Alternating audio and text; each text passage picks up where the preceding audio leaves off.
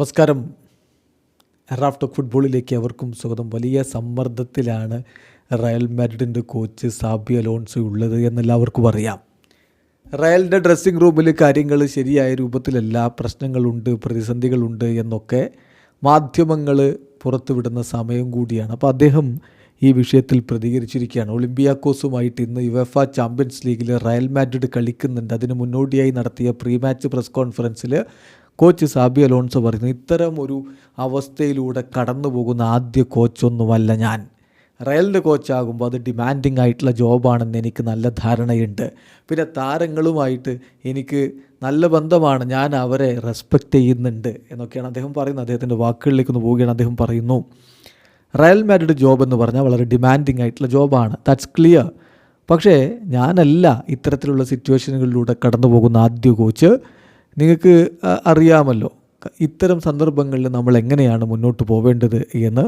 നമുക്ക് സ്വാഭാവികമായിട്ടും അത്യാവശ്യമായിട്ടുള്ള സെൽഫ് ക്രിറ്റിസിസംസ് വേണം. ഞങ്ങൾ കഴിഞ്ഞ കുറച്ച് മത്സരങ്ങളുടെ കാര്യത്തിൽ ഹാപ്പി അല്ല. അതേസമയം ലലീഗയിൽ ഞങ്ങൾ നിൽക്കുന്നത് ഒന്നാമതാണ്, ചാമ്പ്യൻസ് ലീഗിലും നല്ല സ്ഥാനത്ത് തന്നെയാണുള്ളത്. സോ ഇതെല്ലാം നമ്മൾ ഒരുമിച്ച് വെക്കുമ്പോൾ ഞങ്ങൾ കാര്യങ്ങൾ എൻജോയ് ചെയ്ത് തന്നെയാണ് മുന്നോട്ട് പോകുന്നത്. പിന്നെ താരങ്ങളോട് എനിക്ക് വലിയ റെസ്പെക്റ്റാണുള്ളത്. എനിക്കറിയാം ഒരു ലോക്കർ റൂം എങ്ങനെയായിരിക്കും എന്നുള്ളത്, എന്തിലൊക്കെ കൂടെയാണ് നമ്മൾ കടന്നു പോവുക എന്നും എനിക്കറിയാം.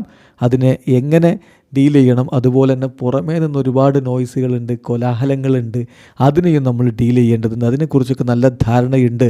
ഈ സിറ്റുവേഷൻസ് തീർച്ചയായിട്ടും നമ്മുടെ ഫോക്കസ് നഷ്ടപ്പെടുത്താൻ ഉതകുന്നതായിരിക്കും. അത് നഷ്ടപ്പെടാതിരിക്കുക എന്നുള്ളതാണ് പ്രധാനപ്പെട്ട കാര്യം. റിസൾട്ട്സ് നമ്മൾ ഉദ്ദേശിക്കുന്ന റിസൾട്ട്സ് അല്ല കഴിഞ്ഞ മത്സരങ്ങളിൽ ഉണ്ടായത്.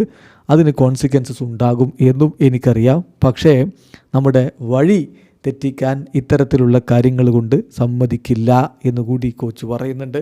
അതോടൊപ്പം അദ്ദേഹത്തോട് വീണ്ടും ചോദിക്കുന്നുണ്ട്, ഡ്രസ്സിംഗ് റൂമിൽ ഈഗോസ് ഉണ്ടോ, അതെങ്ങനെ മാനേജ് ചെയ്യുന്നുണ്ടോ, അതെങ്ങനെ മാനേജ് ചെയ്യണം എന്നൊക്കെയാണ് ചോദ്യം. അപ്പോൾ അദ്ദേഹത്തിൻ്റെ മറുപടി ഇമ്പോർട്ടൻ്റ് ആണ്. ഇതും ഫുട്ബോളിങ് ആസ്പെക്റ്റ് പോലെ തന്നെ ഇമ്പോർട്ടൻ്റ് ആണ്.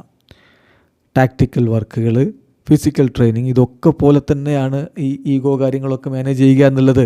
അത് ഫണ്ടമെൻ്റലാണ്. റയൽ മാഡ്രിഡ് എന്നല്ല, ഏത് ടീമിലും അങ്ങനെയൊക്കെ തന്നെയാണ്. അതുകൊണ്ട് അതൊന്നും വലിയ കാര്യമല്ല എന്നുകൂടി കോച്ച് പറയുന്നുണ്ട്. വീഡിയോ അവസാനിക്കുന്നു. ഫുട്ബോൾ ലോകത്ത് കൂടുതൽ വിശേഷങ്ങളുമായി റാഫ് ടോക്സിൽ എത്താം.